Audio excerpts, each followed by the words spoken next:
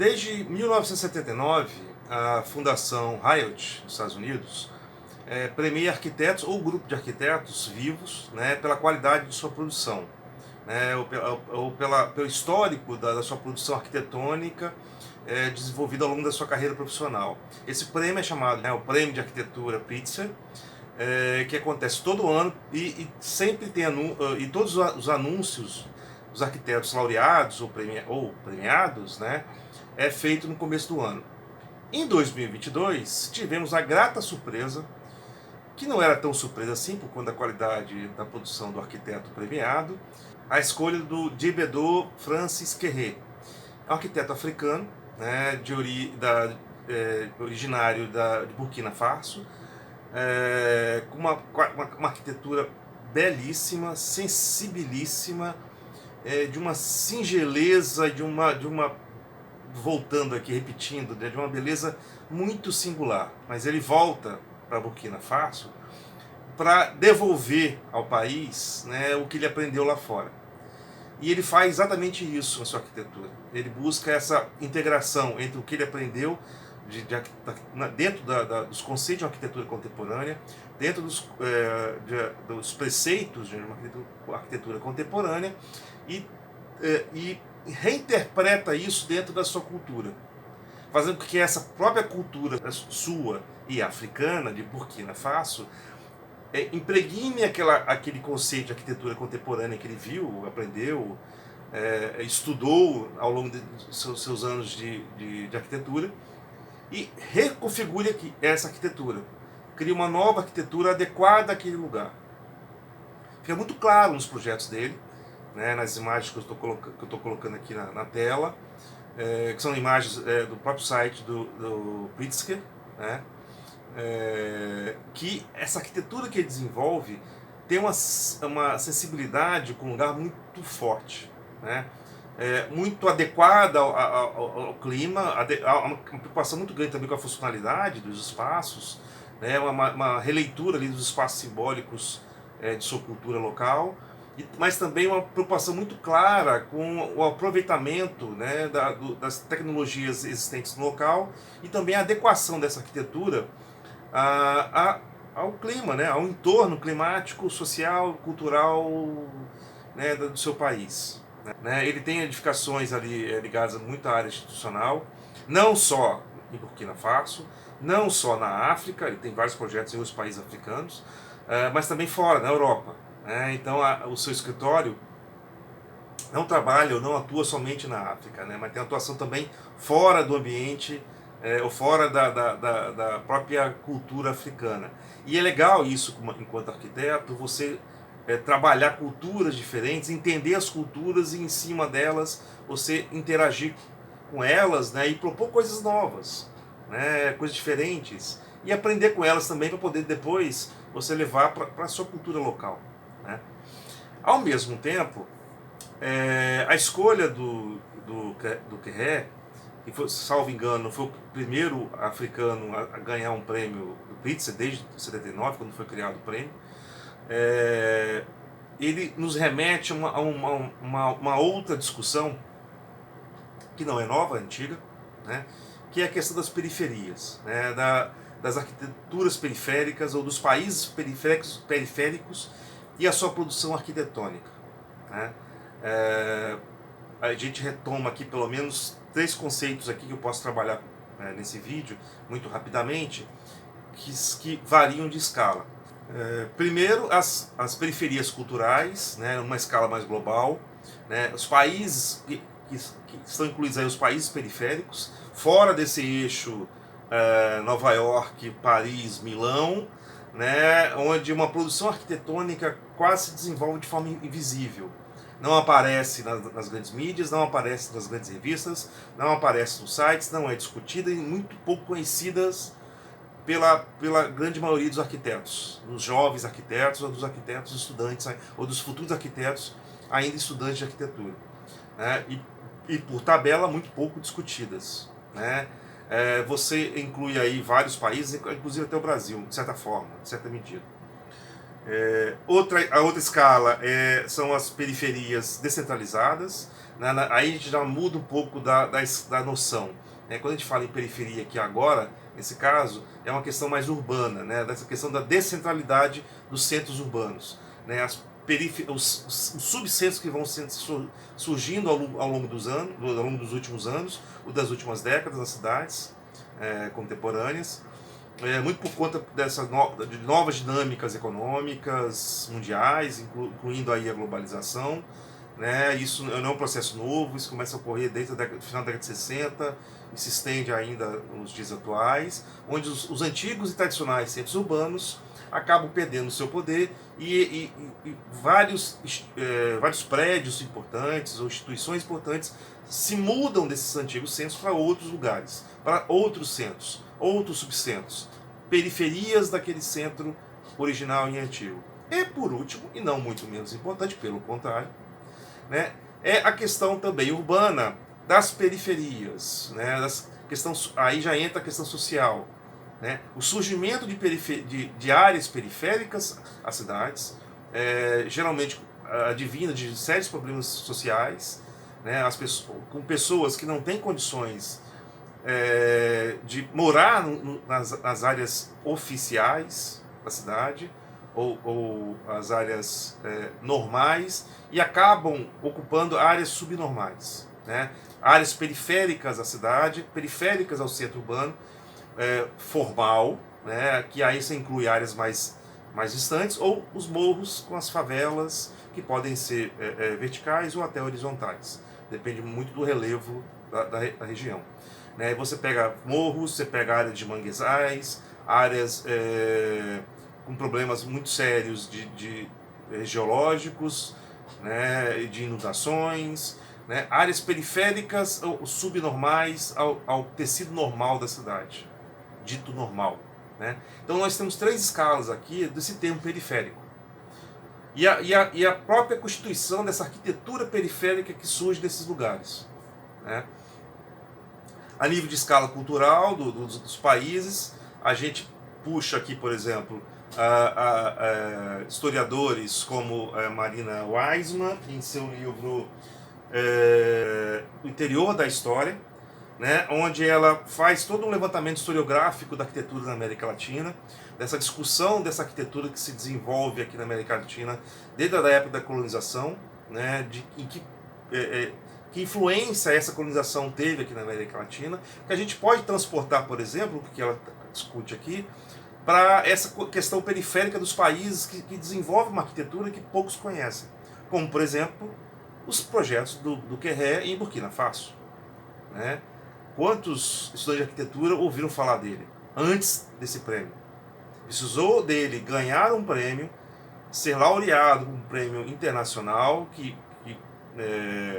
para nós arquitetos ele está no nível ali do Nobel ou do melhor filme do Oscar, né, mais ou menos nessa escala aí, né, o mais importante prêmio de arquitetura do mundo. Precisou dar esse prêmio a ele para ele poder ser conhecido, saber quem é, o que se produz em Burkina Faso. E nessa escala depois vão se discutir, quem sabe, que arquitetura é essa que se produz na África.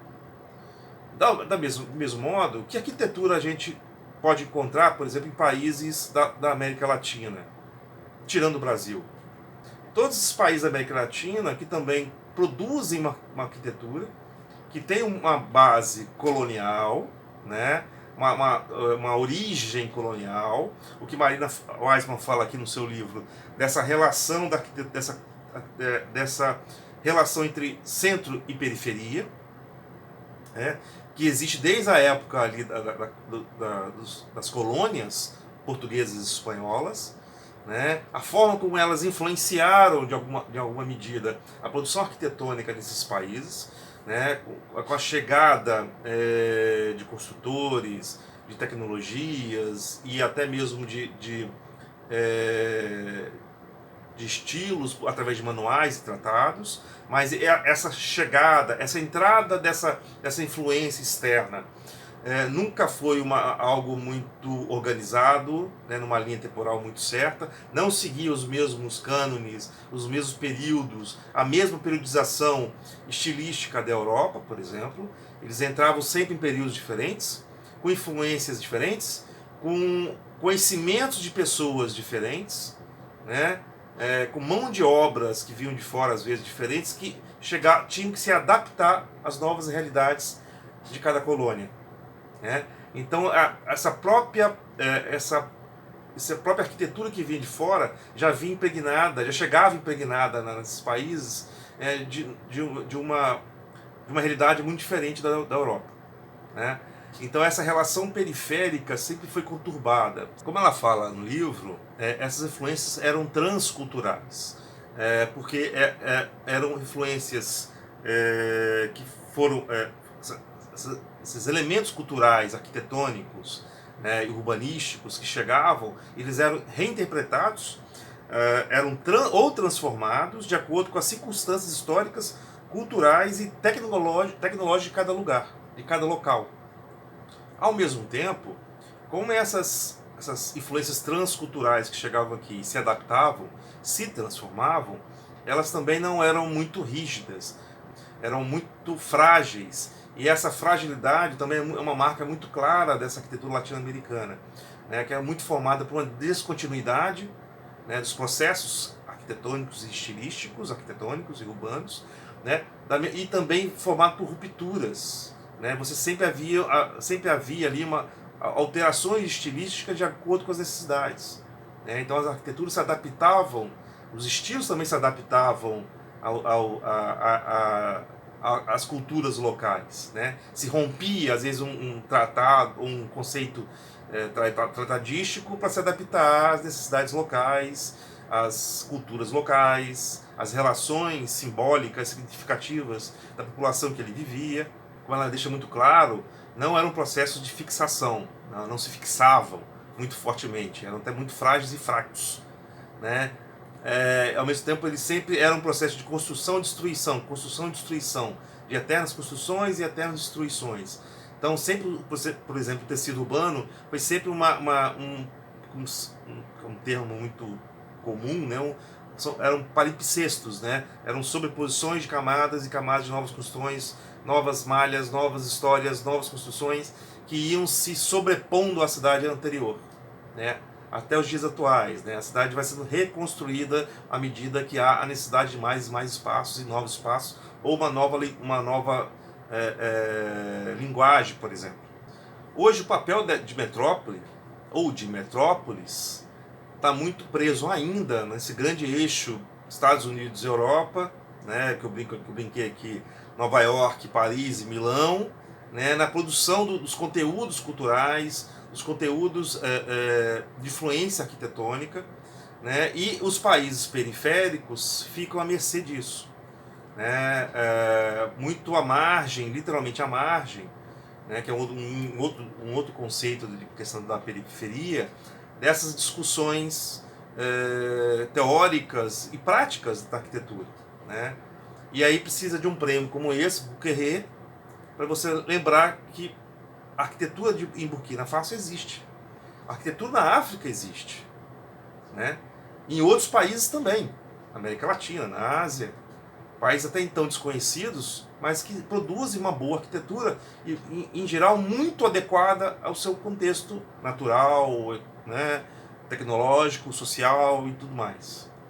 Mas, ao mesmo tempo, como bem lembra a professora e filósofa Otília Arantes, em seu livro Urbanismo em Fim de Linha, a globalização, né, esse processo de globalização da cultura, das economias, que foi influenciando logo de imediato a própria produção cultural, ela trouxe também, como uma das suas referências, a própria valorização das culturas locais. Mas essas culturas locais acabaram sendo descobertas por esse processo de globalização como também parte do seu processo de consumo. Né? Ao mesmo tempo que essa descentralização, né, pela globalização, reforça essas culturas locais, né, dá a elas um caráter até então que não era até então desconhecido, né, dá a elas um valor que até então eram desconhecidos, cria uma visibilidade para elas, cria as oportunidades tecnológicas, midiáticas, o que for, para que elas apareçam no circuito mundial cultural, também as transforma em produto de massa, de consumo de massa. Isso é uma das críticas, por exemplo, que a professora fala no discurso sobre o que o arquiteto inglês Ken Frampton, em seu projeto, em seu livro Arquitetura Moderna, né, a história crítica da arquitetura moderna, denomina como regionalismo crítico, né, essas arquiteturas periféricas, essa produção arquitetônica periférica, que através de uma releitura da arquitetura moderna, por exemplo, né, cria uma nova arquitetura, um novo elemento, uma nova produção arquitetônica, juntando questões locais, influências locais com influências externas, por exemplo, da própria arquitetura moderna. Você tem ali um intercâmbio cultural entre uma grande influência externa arquitetônica sendo infiltrada ou reinterpretada ou transformada, como fala aqui a Marina Wiseman, em outro tipo de arquitetura, uma arquitetura muito preocupada com o local, com a relação desse projeto com o seu entorno cultural, social, econômico e até político. Ao mesmo tempo, a Marina Wiseman fala aqui no texto o seguinte, que a crise dos modelos do mundo central deu lugar ao pluralismo, o que o Frampton vai chamar de regionalismo crítico.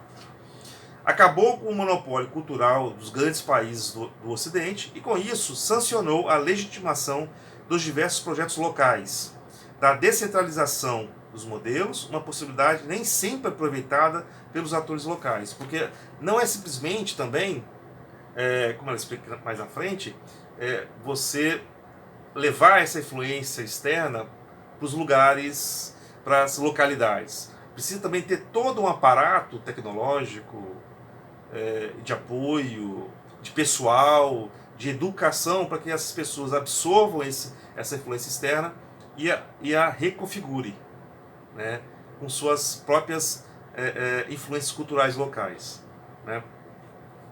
Ao mesmo tempo, a gente percebe que esse conceito de periferia varia muito de acordo com a sua escala. A gente tem, por exemplo, nas periferias urbanas das cidades do Brasil, surgindo movimentos culturais que independem de qualquer influência externa. Eles principalmente se adaptam às suas realidades, às vezes muito pesadas, e procuram soluções para aquele problema específico. Você vê coletivos, grupos, movimentos, ONGs se organizando e buscando soluções próprias ou internamente nas comunidades para seus problemas urbanos ou até arquitetônicos também, de habitação, por exemplo.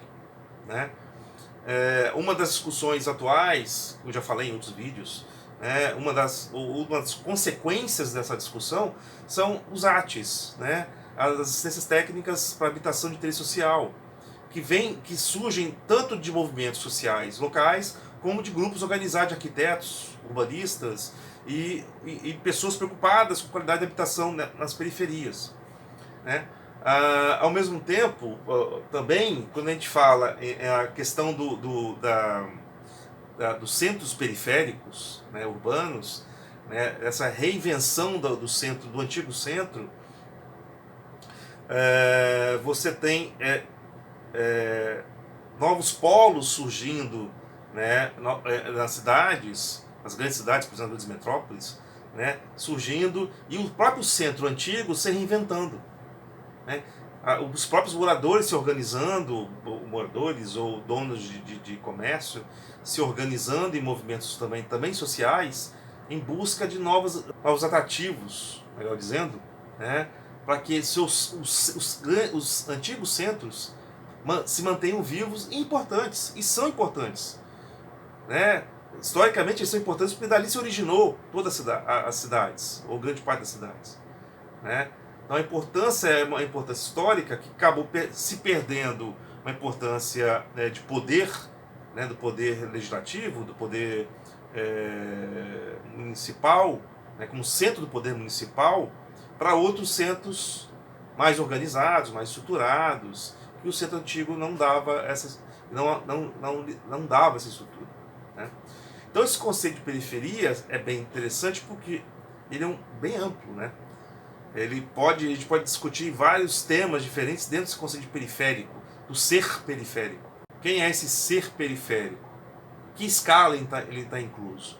Eu gosto de uma frase que tem aqui no final do capítulo, do livro aqui da Marina Weisman, que ela fala o seguinte: resistir é manter uma situação, criar para si mesmo um espaço no interior do sistema para não ser absorvido por ele. Mas até quando? Divergir é sair do sistema, deixar de lado suas estruturas e empreender rumos inéditos. Resistir é permanecer para defender o que é. Divergir é desenvolver a partir daquilo que se é, aquilo que se pode chegar a ser. Provavelmente a diferença entre essas duas interpretações provém da diferença de origem de seus defensores. A partir do centro, as margens não podem ser vistas como geradoras de projetos, mas apenas, talvez, como refúgio. A partir das margens, tudo é, ou deveria ser, projeto. É isso aí, gente. Eu queria agradecer a minha aluna Maria Eduarda, minha ex-aluna Maria Eduarda, pelo toque. Pessoal, saiu aí a premiação, ela me chama de professor, né? Mas saiu ainda a premiação do Querré. Pô, seria legal falar sobre periferia. Aí eu peguei esses temas, todos os conceitos possíveis, assim, na minha cabeça sobre periferia e tentei trabalhar aqui rapidamente nesse vídeo, tá? É só mais jogar uma discussão, né, desse conceito de periferia, do ser periférico nesse mundo. No ser periférico urbano, né, e em suas escalas diversas, né? Valeu, gente. Espero que eu tenha ajudado e não complicado. Um abraço.